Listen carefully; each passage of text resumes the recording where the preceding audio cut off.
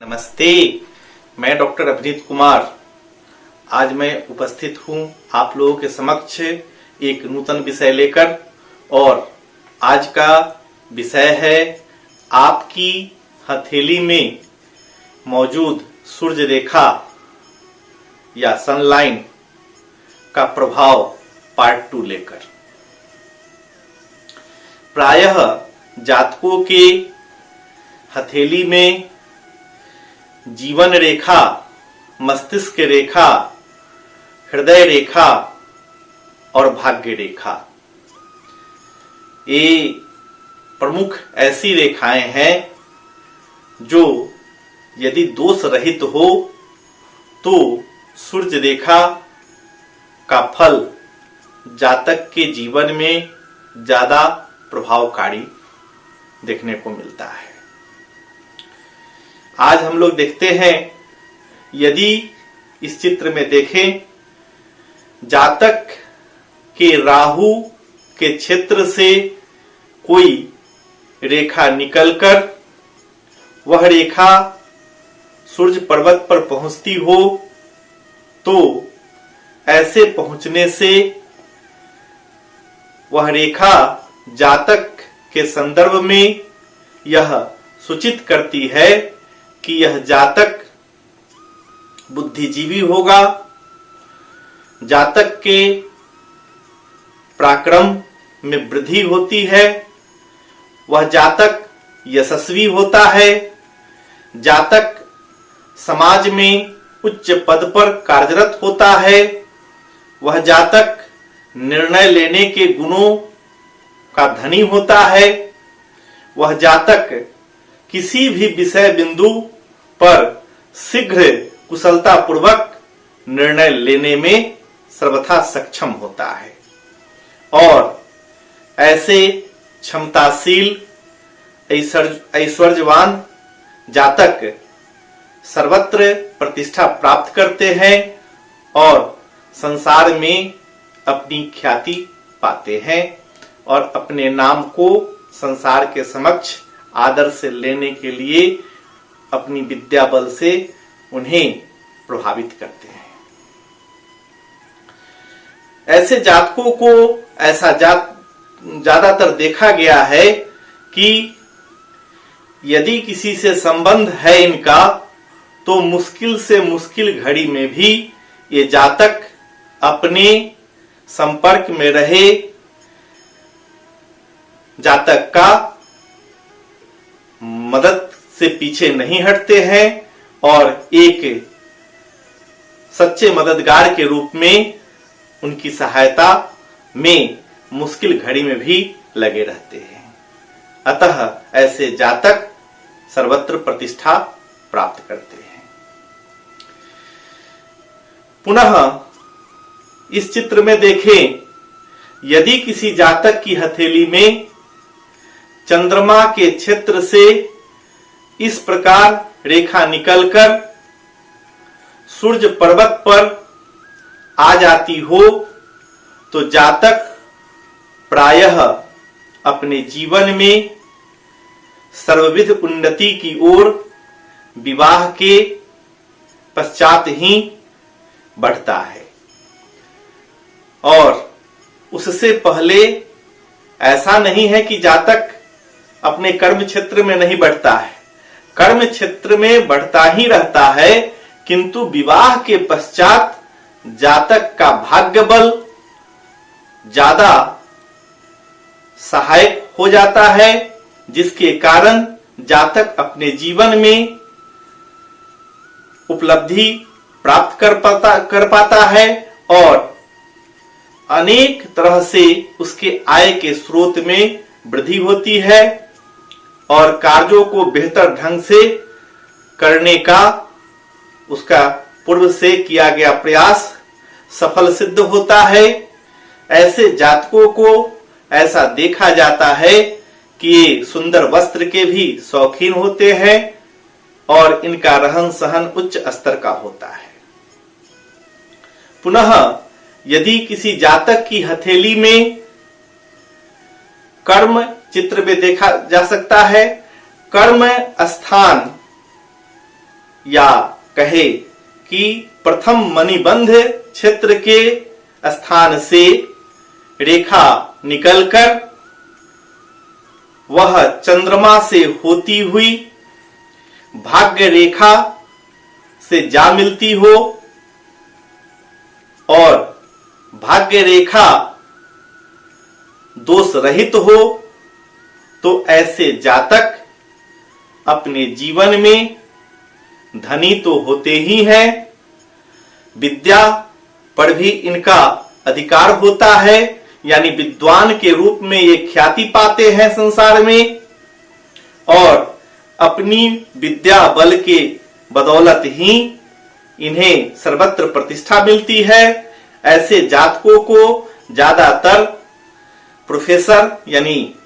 प्राध्यापक के रूप में, शिक्षक के रूप में, अच्छे अधिवक्ता के रूप में और अन्य शैक्षणिक क्षेत्रों में उच्च पदों पर कार्य करते हुए देखा जा सकता है। इन्हें लेखन कला में भी और कला के क्षेत्र में भी विशेष ज्ञान प्राप्त होता है। इन्हें समाज और सरकार की ओर से समय समय पर सम्मान भी प्रदान किया जाता है। पुनः यदि हम देखें कि किसी जातक के इस चित्र में देखें जीवन रेखा से कोई रेखा निकलती हो और वह दोष रहित होकर सूर्य पर्वत पर चली जाती हो, तो जातक धनी तो होता ही है, वह काफी भाग्यवान होता है और ऐसे जातकों का जीवन सुखपूर्वक व्यतीत होता है और अनेक प्रकार से सुखोपभोग करते हुए ये जातक अपना जीवन यापन करते हैं। पुनः यदि किसी जातक के हस्त में यानी हथेली में मस्तिष्क के रेखा से, जो चित्र में दिखलाया जा रहा है, मस्तिष्क के रेखा से कोई रेखा निकलकर इस तरह सूर्य पर्वत पर दोष रहित होकर मिल जाए, तो अक्सर ऐसा देखा जाता है कि ये जातक यशस्वी होते हैं, बुद्धिजीवी होते हैं और कर्मठी होते हैं और आदर्श पूर्वक अपने कार्य के बदौलत, अपने व्यवहार के बदौलत संसार में एक सम्मान सबों की दृष्टि में पाने के लिए कार्य करते हैं और सबसे सम्मान पाते हैं। अतः ऐसे जातक भाग्यशाली तो होते ही हैं, भाग्य भी इनका खूब साथ देता है और ये महत्वपूर्ण पदों पर रहकर अपने दायित्व का कुशलता पूर्वक निर्वहन करते हैं। इस चित्र में देखा जा सकता है, यदि सूर्य पर्वत पर पहले से दो रेखाएं विद्यमान हो तथा उस रेखा के बीच में भाग्य रेखा से निकलती हुई एक रेखा जाकर दोष रहित होकर बीच में अपना स्थान ग्रहण कर ले, तो ऐसे जातक खूब धनी होते हैं, अपने कार्यों को कुशलता पूर्वक करने में सक्षम होते हैं और बुद्धि बल इन्हें प्राप्त होता है और ये कुशलता पूर्वक हर कार्य को करने में सक्षम होते हैं। इस कारण अपने जीवन में अनेक क्षेत्रों में ये सफलता प्राप्त करते हैं और इनका हर जगह सम्मान पूर्वक नाम लिया जाता है। अतः ऐसे जातक अपने जीवन में पद और प्रतिष्ठा हर क्षेत्र में प्राप्त करके अपने कुल का नाम रोशन करते हैं। पुनः इस चित्र में देखा जा सकता है, यदि कोई रेखा दोष रहित हो और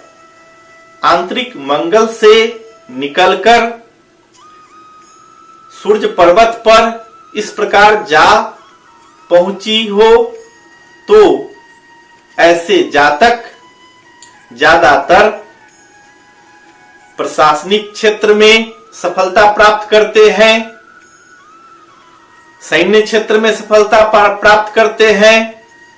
और किसी भी दायित्व का निर्वहन बड़ी ही चतुराई से करने में सक्षम होते हैं और अनुशासन प्रिय होते हैं। आज्ञा इनके लिए सर्वोपरि है, चाहे वह गुरु की आज्ञा हो या माता पिता की आज्ञा हो या विभाग द्वारा प्रदत्त आज्ञा हो। अपने ऐसे जातक तो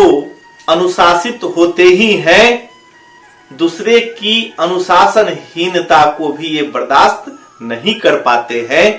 अतः इस प्रकार की रेखा जिन जातकों के हथेली में हो, उन्हें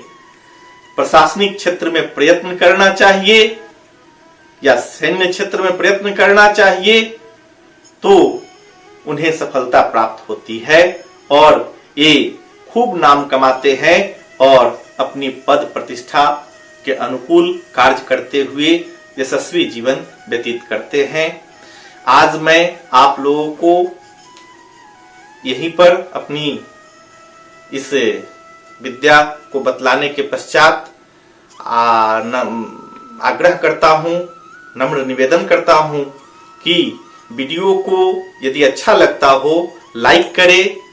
अपने मित्रों में शेयर करें, ज्यादा से ज्यादा कमेंट करें, क्योंकि आपको मेरे द्वारा जो अध्ययन किया गया यह विषय है और गुरु द्वारा प्रदत्त ज्ञान है, आप लोगों के लिए कैसा है, आप जब कमेंट करते हैं उसको पढ़ने के पश्चात मेरा उत्साह वर्धन होता है। इसलिए लाइक, शेयर और कमेंट में मेरा